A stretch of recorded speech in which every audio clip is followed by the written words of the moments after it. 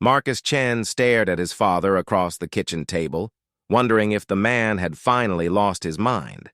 The morning coffee sat untouched between them, growing cold as the silence stretched on. His dad, Dr. William Chen, usually a reserved professor of xenobiology at the University of New Terra, was fidgeting with his tablet like a nervous teenager. "Son, there's something I need to tell you," his father began, clearing his throat for the third time in as many minutes. Marcus raised an eyebrow.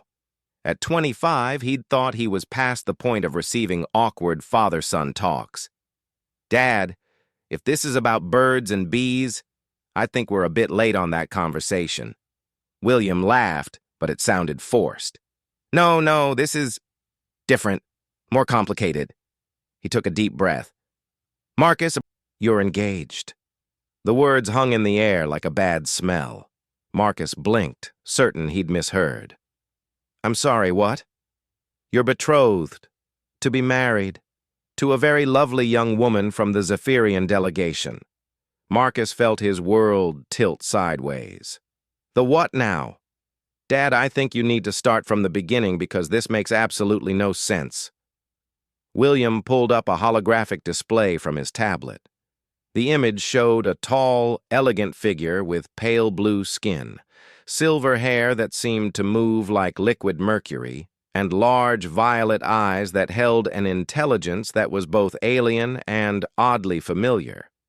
She was beautiful in a way that transcended species, but that wasn't what made Marcus's jaw drop. "Her name is Lirelei Moonwhisper," his father continued quickly. "She's the daughter of High Chancellor Theron Moonwhisper of the Zephyrian Confederation. And yes, before you ask, she's an alien." Marcus stared at the image, then at his father, then back at the image. "Dad, I need you to explain to me how exactly I became engaged to an alien princess without my knowledge or consent." "Well, it's a funny story, really," William began, but Marcus's glare made him reconsider his approach. "Okay, maybe not funny, more like diplomatically necessary." 3 months earlier, Marcus learned, the Zephyrian Confederation had made first contact with Earth. Unlike the dramatic invasions or peaceful exchanges depicted in old science fiction movies, this first contact had been remarkably businesslike. The Zephyrians were traders, explorers, and scientists who had been observing humanity for decades. They were impressed by human adaptability, ingenuity, and what they termed aggressive problem-solving capabilities. They wanted to establish formal diplomatic relations, William explained. But Zephyrian culture is very traditional. They don't just sign treaties or shake hands. They cement alliances through family bonds. "So you volunteered me as tribute?" Marcus asked, his voice rising. "I volunteered myself, actually," his father admitted sheepishly. "But Chancellor Moonwhisper pointed out that I was already married to your mother, and polygamy isn't recognized in their culture. They needed someone young, unmarried, and from a family with scientific credentials." Marcus put his head in his hands. "Dad, please tell me you didn't sign any contracts." "Well, Dad, it was for the good of humanity, Marcus. Do you have any idea what the Zephyrians are offering? Clean energy technology that could solve climate change overnight. Medical advances that could extend human lifespan by centuries. Space travel technology that could get us to the nearest star in weeks instead of millennia." Marcus looked up from his hands. "And all they want in return is for me to marry their princess?" "It's more of a cultural exchange program," William said hopefully. "Think of it as extended diplomacy. Think of it as an arranged marriage to someone I've never met who isn't even the same species as me." William winced. "When you put it like that, it does sound a bit unreasonable." "A bit?" Marcus stood up, pacing around the small kitchen. "Dad, this is insane. You can't just promise someone's hand in marriage without asking them first." "That's not how the modern world works." I know. But Marcus, you have to understand the bigger picture here. The Zephyrians chose Earth specifically because they were impressed by human potential. They see us as equals, not as primitives to be conquered or ignored. This marriage isn't just about politics. It's about proving that humans can be trusted partners in a galactic community. Marcus stopped pacing. Despite his anger, he couldn't ignore the weight of what his father was saying. Humanity had always wondered if they were alone in the universe. Now they knew they weren't, and apparently they'd made a good first impression. But still, what if she hates me? What if I hate her? What if we're completely incompatible? The Zephyrians have very sophisticated compatibility algorithms, William said. They've been studying human psychology for decades. According to their analysis, you and Lyrelai share remarkably similar personality traits, interests, and life goals. They've been spying on us for decades? Observing. Big difference. Marcus slumped back into his chair.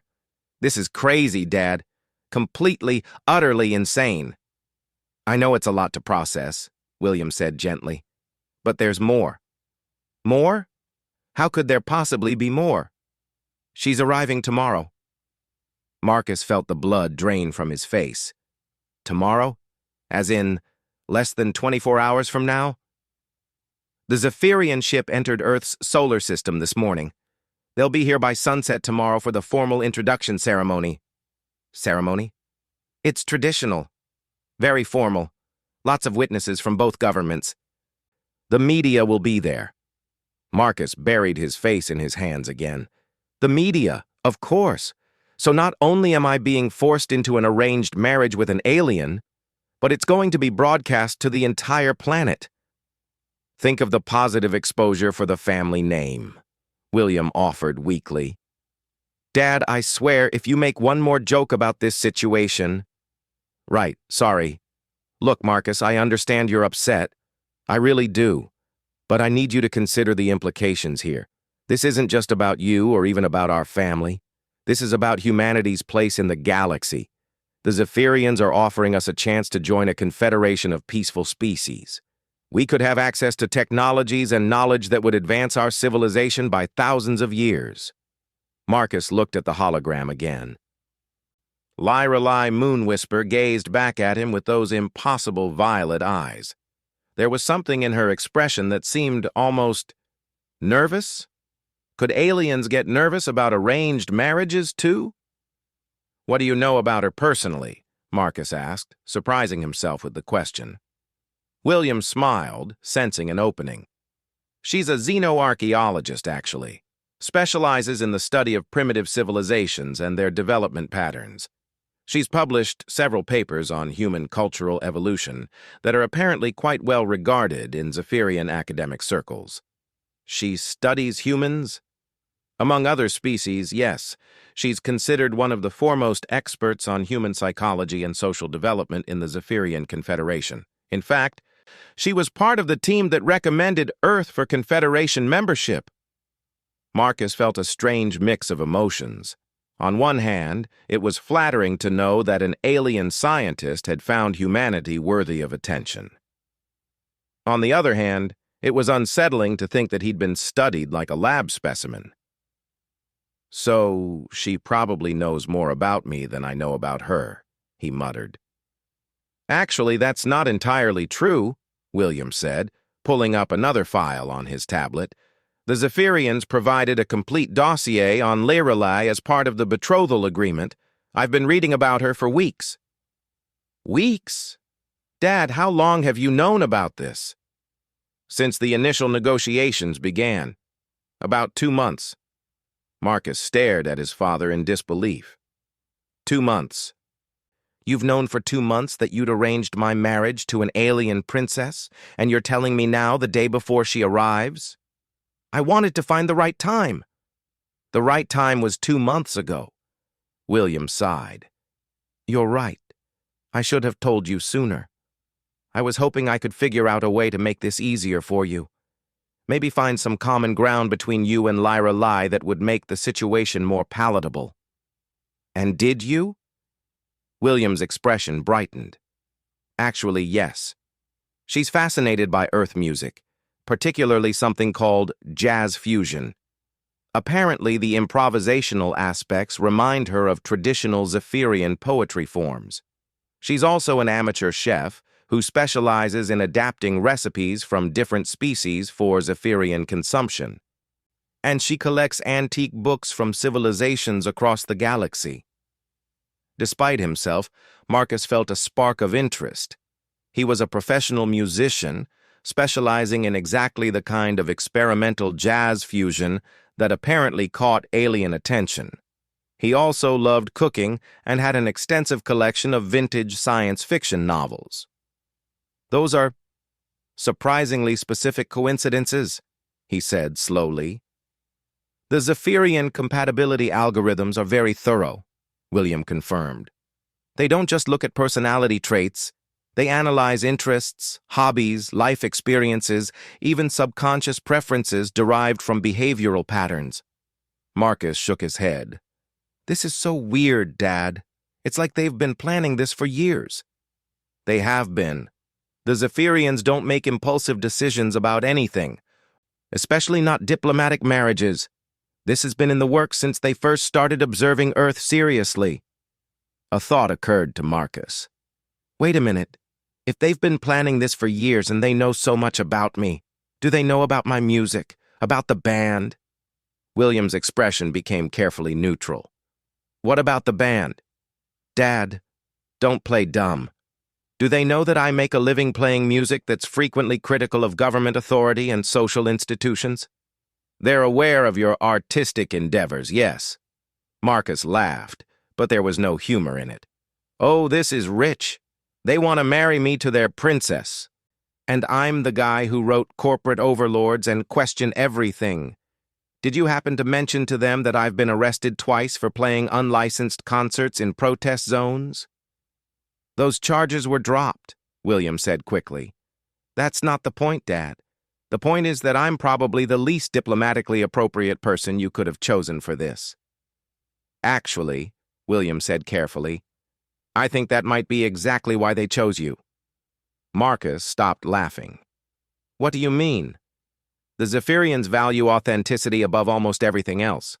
They despise what they call performative compliance, people who pretend to agree with authority figures just to gain favor.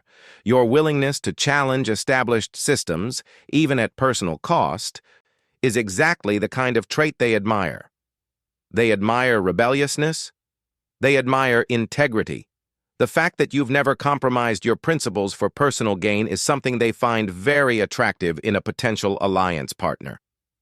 Marcus sat back in his chair, processing this information. It was flattering in a way to know that his stubborn refusal to conform had been noticed and appreciated by an advanced alien civilization. But it was also overwhelming. "This is happening really fast, Dad. Yesterday I was just a musician trying to pay rent. Today I'm apparently Earth's diplomatic representative to an alien confederation.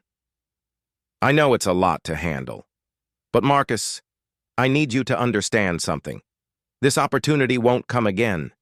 If we refuse this alliance, the Zephyrians will move on to other potential partners. Humanity will lose its chance to join the galactic community for generations, maybe permanently."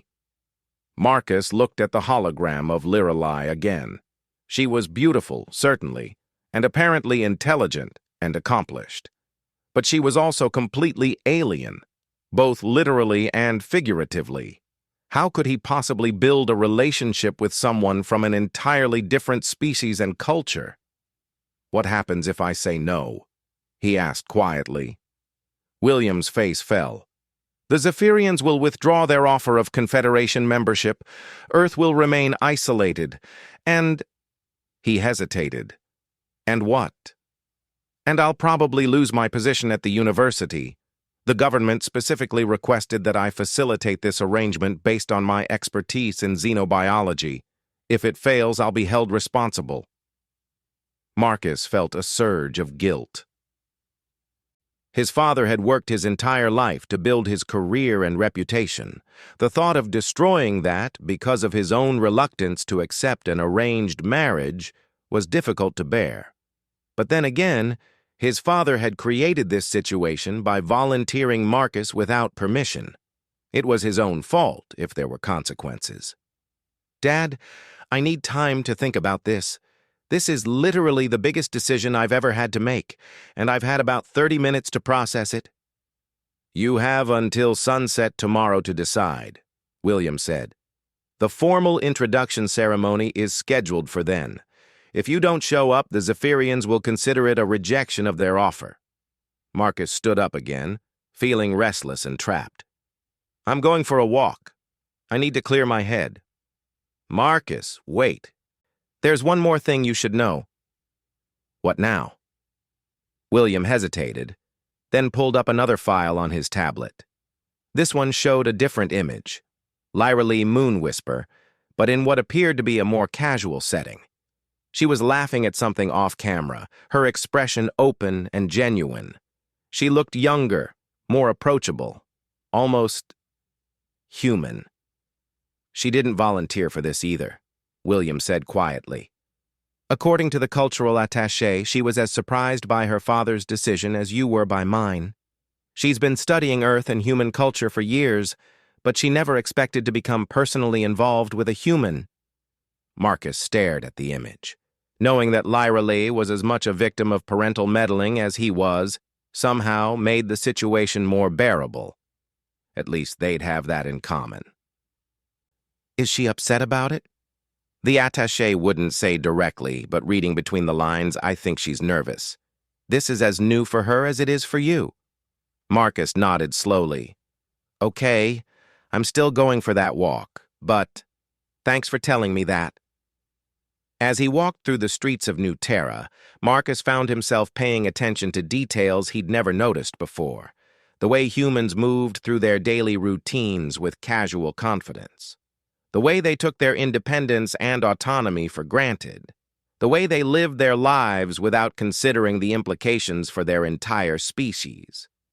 Tomorrow, all of that would change. Whether he accepted or rejected this arrangement, humanity's relationship with the galaxy would be fundamentally altered, and somehow, the responsibility for that decision had fallen to him. By the time he returned home, the sun was setting, painting the sky in shades of orange and purple that reminded him oddly of Lyra Lee's violet eyes. His father was waiting in the living room, still clutching his tablet. "Dad," Marcus said, settling into the chair across from him. "I need to know everything, not just the political implications or the technology transfers. I need to know what this would actually mean for my life. What would marriage to a Zephyrian actually involve?" William smiled sadly.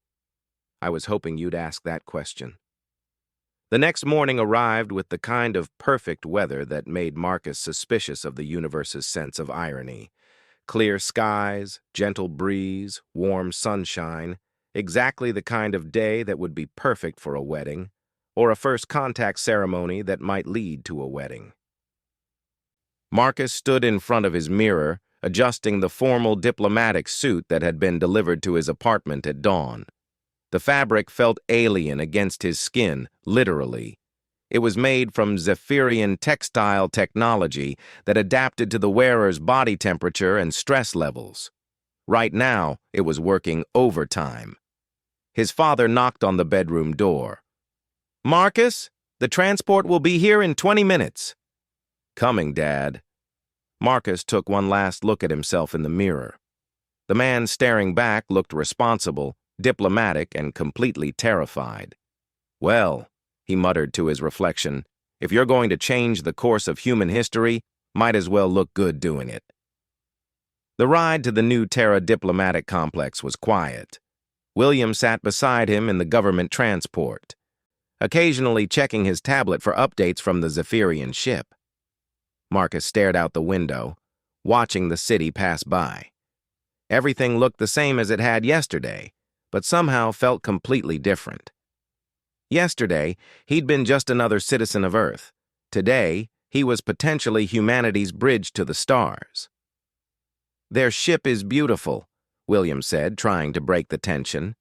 "The Zephyrians construct their vessels using some kind of bioorganic technology. It's more like a living creature than a machine. Great. So I'm being courted by someone who travels in a space whale. Marcus? Sorry, Dad. Nervous humor is my coping mechanism. The diplomatic complex was a hive of activity. News crews from every major network had set up equipment around the landing area. Government officials in expensive suits hurried between buildings, clutching tablets and speaking in urgent whispers. Military personnel maintained a respectful but visible presence around the perimeter. Marcus and his father were escorted through a back entrance to avoid the media circus. Inside, the building buzzed with tension and excitement. This wasn't just first contact. This was first contact with potential marriage negotiations involved. The stakes couldn't be higher. Ambassador Sarah Martinez met them in the main briefing room. She was a stern woman in her 50s who had built her career on handling impossible diplomatic situations. This one, Marcus suspected, was testing even her legendary composure. Dr. Chen, Marcus? She nodded to each of them in turn. Thank you for coming. I need to brief you on protocol before the Zephyrians arrive. For the next hour, Marcus received a crash course in interspecies diplomacy. Don't make sudden movements. Maintain respectful eye contact, but don't stare. Speak clearly and avoid idioms or colloquialisms. Don't touch anyone without permission. Remember that what humans consider polite small talk might be interpreted as intrusive personal questions. And whatever you do, Ambassador Martinez concluded, don't mention anything about human history involving arranged marriages. The Zephyrians are very sensitive about being compared to what they consider primitive cultural practices. But this is literally an arranged marriage, Marcus pointed out. It's a diplomatic alliance ceremony with potential for romantic development, the ambassador corrected. Completely different. Marcus nodded, though privately he thought the distinction was largely semantic. At exactly noon, the Zephyrian ship appeared in Earth's sky. Marcus watched from the complex's observation deck as the vessel descended through the clouds, and his breath caught in his throat. His father hadn't been exaggerating. The ship did look alive. Its surface rippled like skin, and it moved through the air with the fluid grace of a swimming creature. Soft bioluminescent patterns pulsed along its hull, creating a hypnotic display of blues and purples. It's beautiful, Marcus said, genuinely awed despite his nervousness. The Zephyrians don't separate art from function, Ambassador Martinez explained. Every tool, every building, every vehicle is designed to be both useful and aesthetically pleasing. They consider ugliness to be a form of pollution. The ship settled onto the designated landing area with barely a whisper of sound. For several minutes, nothing happened. Then, a section of the hull simply flowed apart, creating an opening. No doors, no ramps, no mechanical sounds, just a gradual transformation of solid material into an entrance. 3 figures emerged from the ship, and Marcus got his first real look at the Zephyrians. They were tall, elegant beings with the pale blue skin and silver hair he'd seen in the holographic images, but seeing them in person was entirely different. They moved with a fluid grace that seemed almost like dancing. Their clothing appeared to be made from the same adaptive material as his diplomatic suit, but theirs shifted colors subtly as they walked, creating patterns that complemented their movements. The central figure was clearly the leader, older, with more elaborate clothing and an air of natural authority. Chancellor Theron Moonwhisper, Marcus realized, Lyrale's father, and the person responsible for this whole situation. Behind the Chancellor walked 2 other Zephyrians. One was clearly a diplomatic aide or cultural attaché. The other, Marcus's heart stopped. The other was Lyrale. The holographic image hadn't done her justice. She was stunning, but not in the artificial way of human media stars. Her beauty had a natural, almost otherworldly quality that made Marcus think of moonlight on water. Her violet eyes swept across the assembled human delegation, pausing briefly when they met his. For a moment, time seemed to freeze. She looked at him with an expression that was part curiosity, part nervousness, and part something else he couldn't identify. Then she smiled, just a small, quick expression, and Marcus felt his preconceptions about this entire situation shift slightly. She was real, she was here, and she looked as uncertain about this as he felt. The formal introductions were conducted with the kind of careful ceremony that made Marcus feel like he was participating in a historical reenactment. Chancellor Moonwhisper spoke in heavily accented but perfectly grammatical English, welcoming the humans and expressing his hopes for a prosperous alliance between their species. Ambassador Martinez responded with the kind of diplomatic language that managed to say very little while sounding extremely important. Then, with a sense of inevitability that made Marcus's stomach clench, attention turned to him. "Chancellor Moonwhisper," Ambassador Martinez said, "may I present Dr. William Chen and his son, Marcus Chen." The Chancellor stepped forward, studying Marcus with eyes that seemed to see right through him. "Mr. Chen, I have read much about your species' musical traditions. I understand you are an accomplished performer in the jazz fusion style." "Yes, sir," Marcus replied, grateful that his voice didn't crack.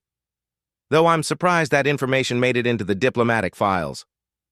"Music is the mathematics of emotion," the Chancellor said, with what might have been a smile.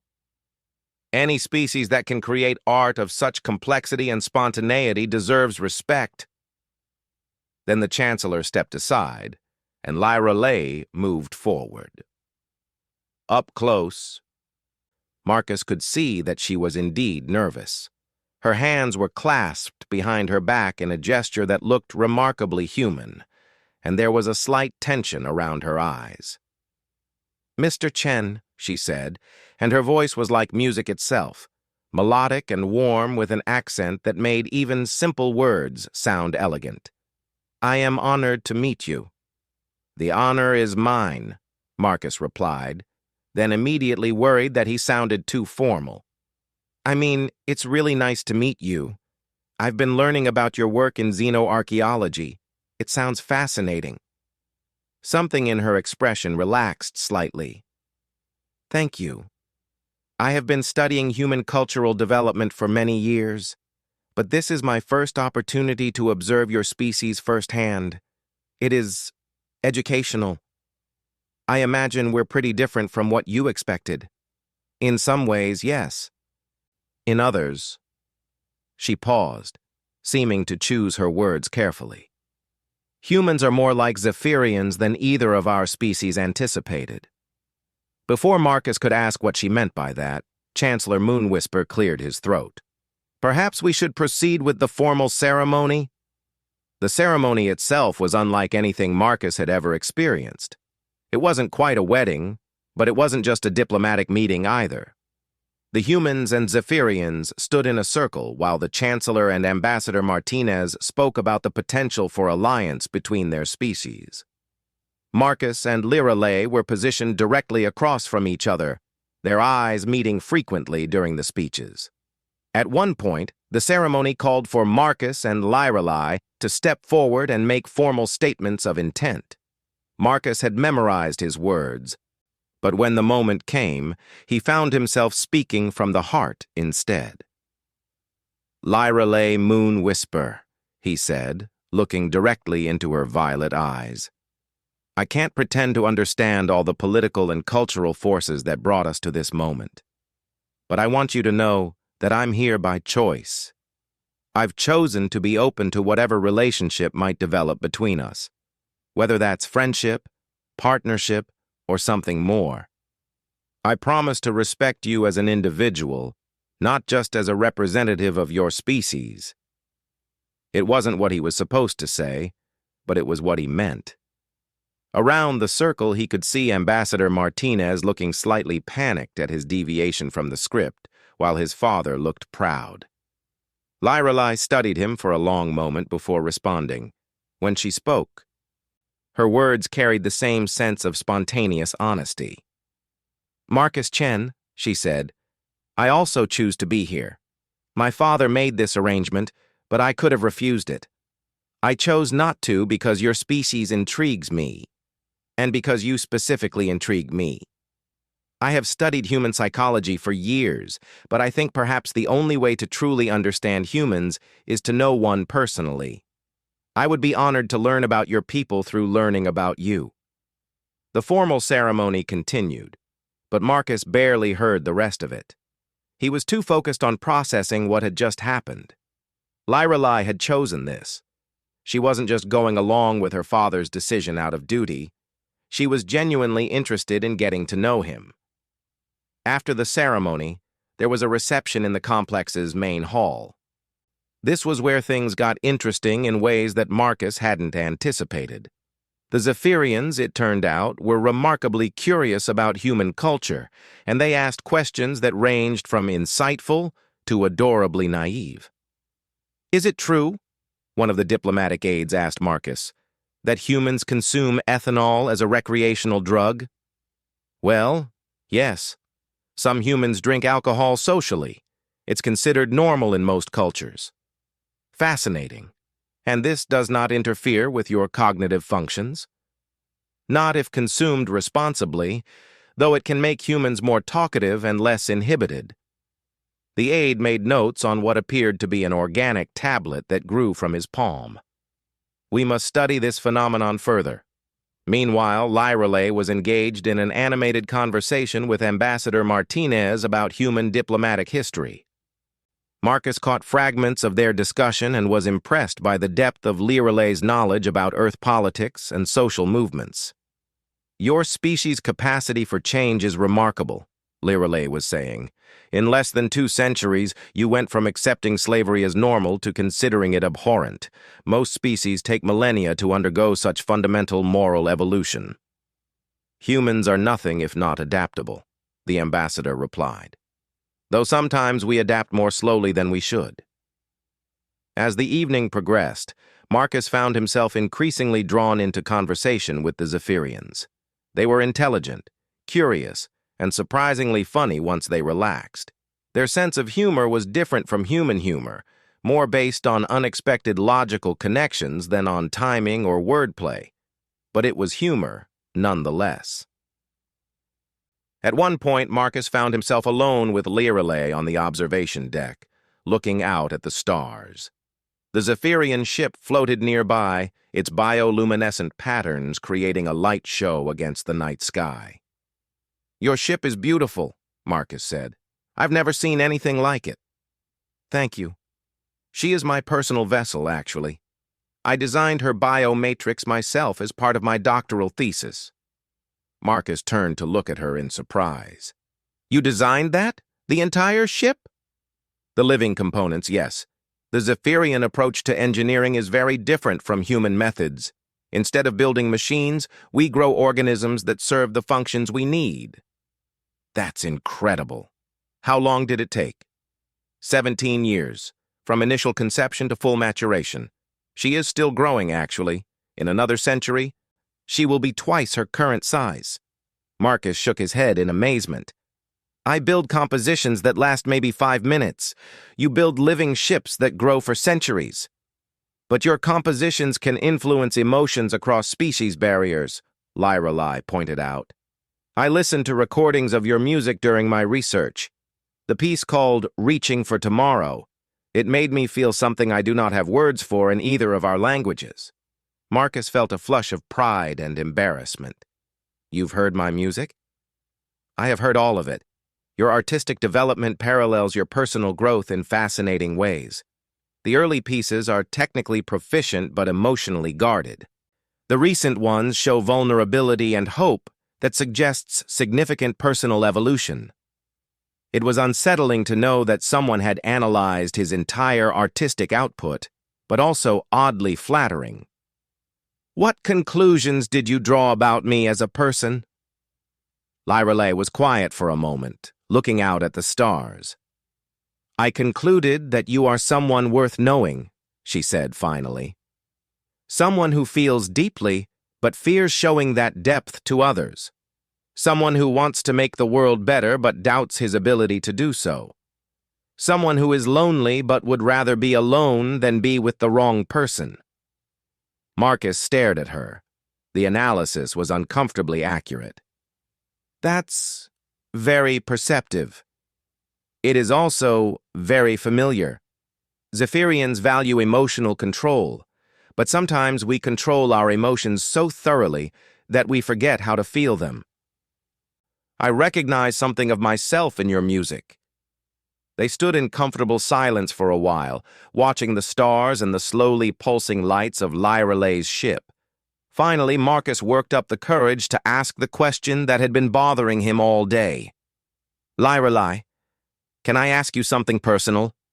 Of course. Why did you really agree to this arrangement? You could have said no to your father. Why didn't you? She considered the question seriously.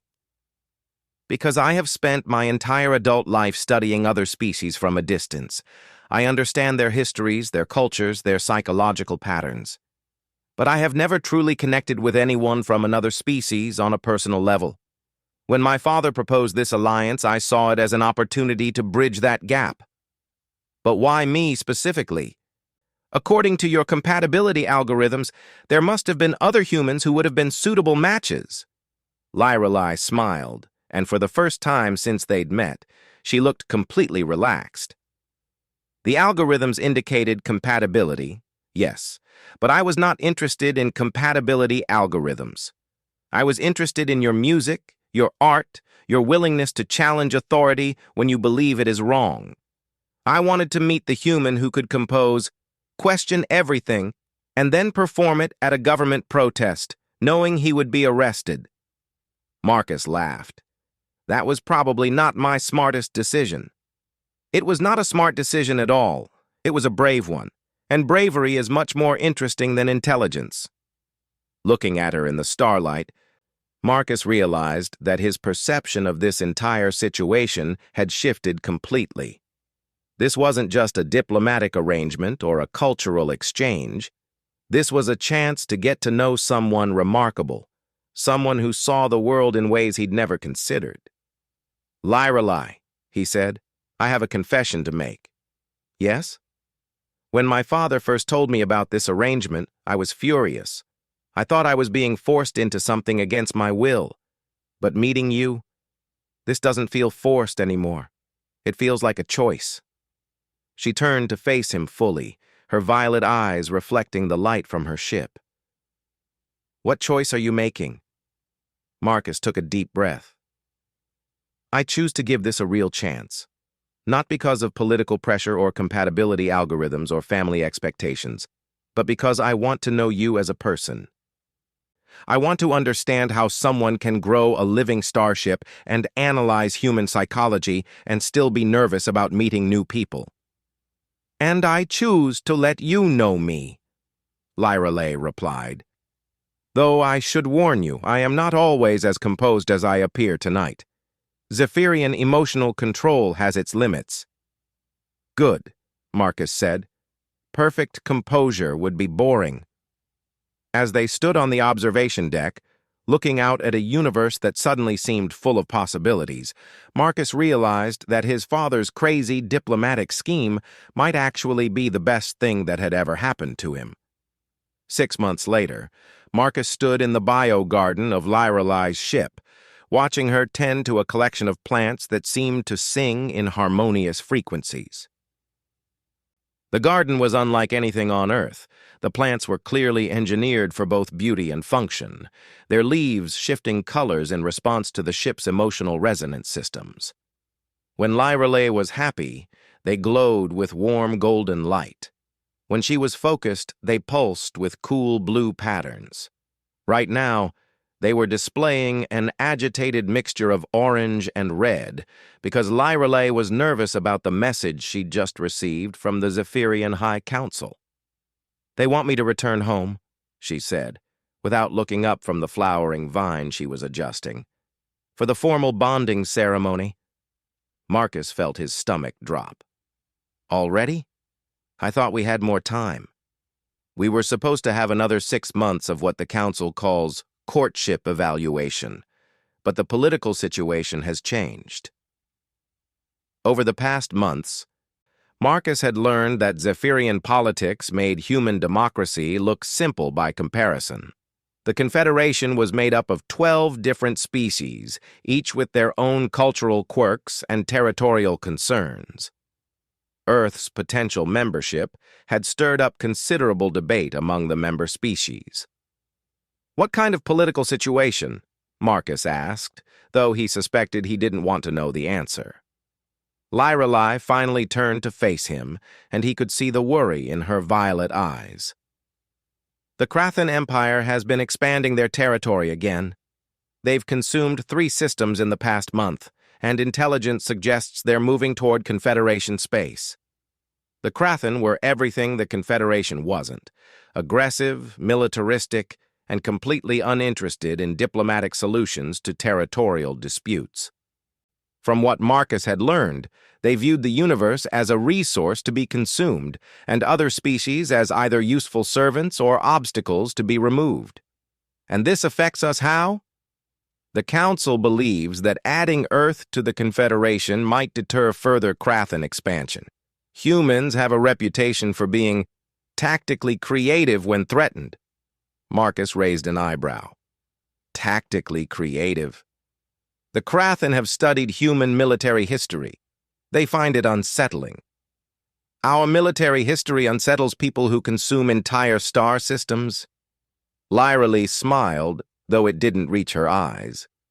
"Marcus, most species approach warfare as a logical extension of politics. They follow established rules, use predictable strategies, and accept defeat when the mathematics become unfavorable. Humans do not behave this way." "We don't." "When faced with overwhelming odds, most species surrender or retreat. Humans become more dangerous. Your species has a documented history of turning hopeless situations into victory through methods that other species consider impossible or insane." Marcus thought about Earth's military history. The desperate last stands that became legendary victories, the technological innovations born from necessity, the refusal to accept defeat even when all logic suggested surrender was the only option. "So the Council wants to rush our relationship to get Earth into the Confederation faster?" "Yes, and there are other pressures as well." Lyrelei moved to another plant, one that was dropping small, pearl-like fruits into her palm. "Some Council members question whether humans are truly compatible with Confederation values. They want proof that human-Zephyrian relationships can work before they commit to full alliance." "No pressure," Marcus muttered. "I am sorry, Marcus. I know this is not what we planned." Over the past 6 months, they had indeed made plans. Not formal ones, but the kind of comfortable assumptions that develop when 2 people are falling in love. They had talked about taking things slowly, giving their relationship time to develop naturally without the weight of political expectations. They had discussed the practical challenges of an interspecies romance, the differences in their lifespans, their biological needs, their cultural backgrounds. They had not discussed what would happen if galactic politics forced them to make decisions faster than they were ready for. "What does the formal bonding ceremony involve?" Marcus asked. "It is complex. Part marriage ceremony, part political treaty signing, part cultural exchange ritual. Representatives from all 12 Confederation species attend. The ceremony creates legal and emotional bonds that are recognized throughout Confederation space." "Emotional bonds?" Lyrelei looked uncomfortable. "Zephyrian bonding ceremonies involve a degree of mental connection between the participants. Nothing invasive, but we would share certain emotional experiences directly." Marcus felt a chill. "You mean telepathy?" "Not telepathy exactly. More like empathy amplification. During the ceremony, we would feel each other's emotions as if they were our own. It creates a foundation of understanding that helps interspecies couples navigate cultural differences." The idea was both fascinating and terrifying. Marcus had gotten to know Lorelei well over the past months, but the thought of experiencing her emotions directly was overwhelming. What if we're not ready for that level of connection? Then we would have to refuse the ceremony, Lorelei said quietly, and the council would interpret that as evidence that human Zephyrian relationships are not viable for political alliance purposes, which would mean Earth doesn't get to join the Confederation. Yes. Marcus sat down on one of the garden's bio benches, running his hands through his hair.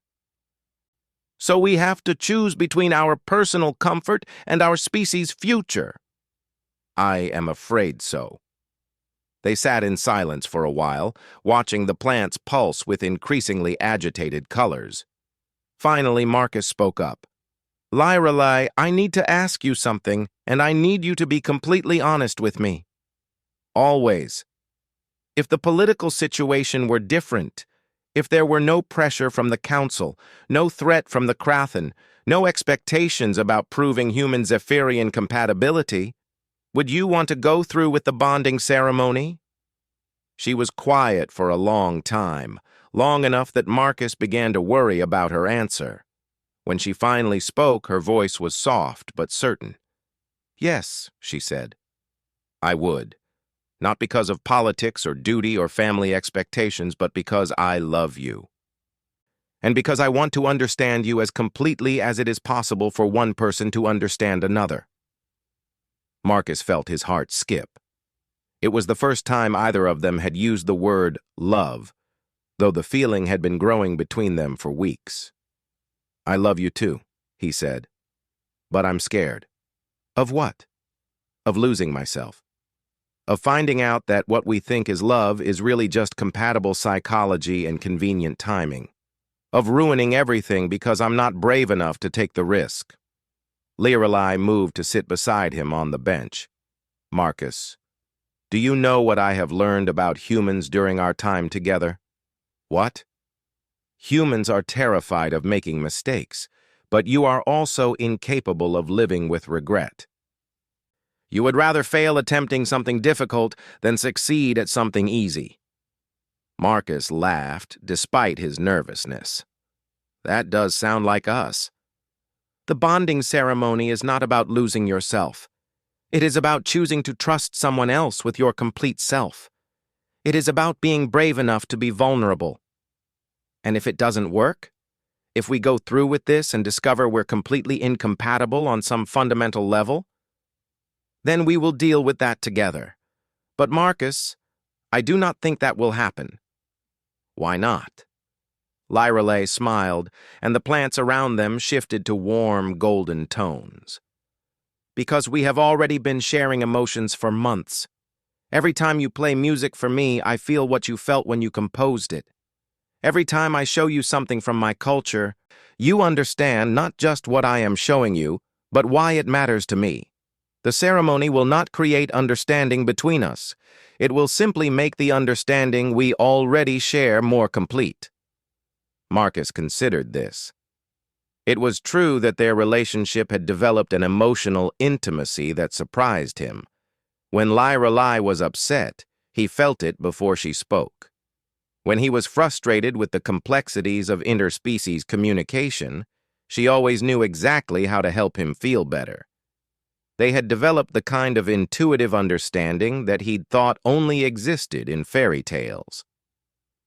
The council wants an answer within 3 days, Lorelei said. But the decision must be yours. I will not pressure you. What do you want me to decide? I want you to decide what will make you happy, not what will make the council happy, or what will benefit humanity, or what will secure the alliance. What will make Marcus Chen happy? Marcus stood up and walked to the garden's viewing window, looking out at the stars. Somewhere out there, Earth continued its ancient orbit around the sun, unaware that its future hung in the balance of one man's decision about love and trust and emotional vulnerability. When he turned back to Lorelei, he found her watching him with an expression of patient hope. I have a counterproposal, he said. Yes? I want to talk to my father, and I want you to talk to your father. Not about politics or alliances or cultural compatibility. About what it means to build a life with someone from a different world. Lorelei looked puzzled. Why? Because they've been married to people from their own species for decades. And they still managed to create this situation by making decisions without consulting the people most affected by those decisions. I want to understand how they balance love and duty and family expectations before I make the same choices they did. The next day, Marcus found himself in the strange situation of having a heart-to-heart conversation with his father about interspecies romance while sitting in a bioship orbiting Earth. William had been invited aboard to witness some of the Zephyrian research data that would be shared with Earth as part of the preliminary alliance agreement. "Dad," Marcus said as they walked through the ship's research laboratories, "can I ask you something personal?" "Of course." "Do you love Mom because she's compatible with you? Or are you compatible with her because you love her?" William stopped walking and gave Marcus a long look. "That's a surprisingly deep question. It's a surprisingly important distinction. Your mother and I met in graduate school," William said thoughtfully. "We were studying similar subjects. We had similar goals. We came from similar backgrounds. On paper, we were perfectly compatible. And in reality? In reality, we drove each other crazy for the first 2 years we knew each other. She thought I was too focused on theory and not practical enough. I thought she was too impulsive and didn't think things through carefully enough." Marcus smiled. "Sounds familiar? But we also challenged each other in ways that made us both better people. Your mother taught me that sometimes you have to take risks without knowing all the variables. I taught her that sometimes careful planning prevents bigger problems later. So you were compatible because you were different? We were compatible because we were willing to work through our differences instead of pretending they didn't exist." They continued walking through the research lab, passing experiments that would have seemed like magic to human scientists just a year ago. Marcus thought about his relationship with Lyra Lee. The differences that sometimes frustrated him, but also the ways those differences had expanded his understanding of himself and the universe. "Dad, do you ever regret the way you handled this situation? The secrecy, the political pressure, the arranged marriage aspect?" William sighed. "Every day. I thought I was being practical, but I was really being cowardly. I was afraid that if I gave you all the information up front, you would refuse to even meet Lorelei." "You were probably right. But you should have had the choice to make that refusal. I took away your autonomy to protect what I thought were humanity's interests, and that was wrong." Marcus felt a weight he hadn't realized he was carrying begin to lift. "Thanks for saying that. Marcus, I need you to know something. Whatever you decide about the bonding ceremony, I'm proud of you. You've handled this impossible situation with more grace and wisdom than I did. I don't feel graceful or wise. I feel terrified and completely out of my depth. That's exactly how I felt when I realized I was in love with your mother," William said. "The fear doesn't go away when you make the commitment. It just becomes worth it." That evening, Lyra Lee had a similar conversation with her father via quantum communication link. Marcus wasn't privy to the details, but when she returned to the bio garden where he was waiting, her expression was thoughtful and somehow more settled. "How did it go?" he asked. "He told me that he bonded with my mother not because their personalities were perfectly matched, but because they were willing to grow together rather than demanding that the other person change to accommodate them. That's good advice. He also told me that he arranged this alliance not just for political reasons, but because he wanted me to experience the kind of partnership he has with my mother. He said watching other species fall in love taught him that bonding is not about finding someone who completes you, but about finding someone worth becoming complete with." Marcus felt something settle into place in his chest. "Lyra Lee, I've made my decision." "Yes?" "I want to go through with the ceremony. Not because the council demands it, or because our species need an alliance, or because we're supposedly compatible according to some algorithm. But because I love you, and I want to build a life with you, and I'm tired of being afraid of taking risks that matter. Lyra Lay's smile was brighter than all the bioluminescent patterns on her ship combined. Are you certain? I'm certain that I want to try. I'm certain that you're worth the risk. And I'm certain that if we're going to fail at this, we might as well fail spectacularly while attempting something amazing. She laughed, and the plants around them erupted in brilliant golden light. That is very human reasoning. Is that good or bad? It is perfect. 3 weeks later, Marcus stood in the ceremonial chamber of the Confederation's capital station, wearing traditional Zephyrian bonding robes that felt like wearing starlight. The chamber was filled with representatives from all 12 Confederation species, each bringing their own cultural traditions to witness the first human Zephyrian bonding in history. Lyra Ly stood across from him, radiant in silver robes that complemented her natural coloring. Between them, Chancellor Moonwhisper and Ambassador Martinez spoke the words that would bind not just 2 individuals, but 2 worlds. As the ceremony reached its climax, Marcus felt the first touches of Lyra Ly's consciousness against his own. It wasn't invasive or overwhelming. It was like hearing a beautiful melody that harmonized perfectly with a song he'd been humming his entire life. Through their shared connection, he felt her love for him, her hopes for their future, her wonder at human creativity and determination. And through that same connection, she felt his deep admiration for her intelligence and grace, his gratitude for the way she had changed his understanding of what was possible, his commitment to building something beautiful together despite the challenges ahead.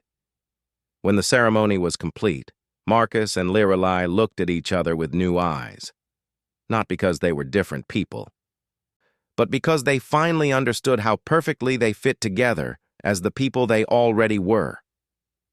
Later, as they stood together on the observation deck of their shared vessel, a hybrid of human and Zephyrian technology that they had designed together, watching Earth rise over the lunar horizon, Marcus reflected on how much his life had changed. "Do you regret anything?" Lyra Ly asked, sensing his contemplative mood through their bond.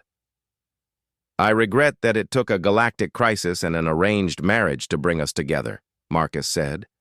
"I would have liked to have found you through normal circumstances." "What would normal circumstances have been?" Marcus laughed. "I have no idea.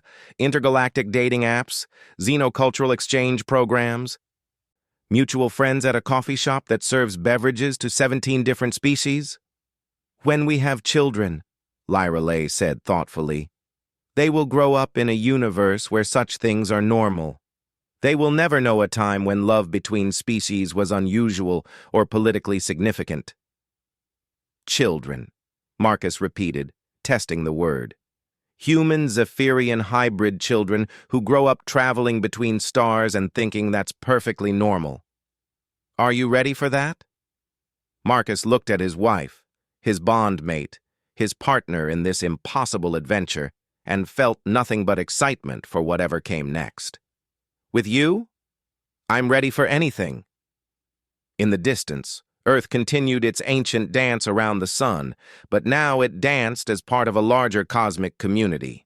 And somewhere in the space between worlds, love had proved once again that the universe was far stranger and more wonderful than anyone had dared to imagine. The future, Marcus realized, was going to be extraordinary.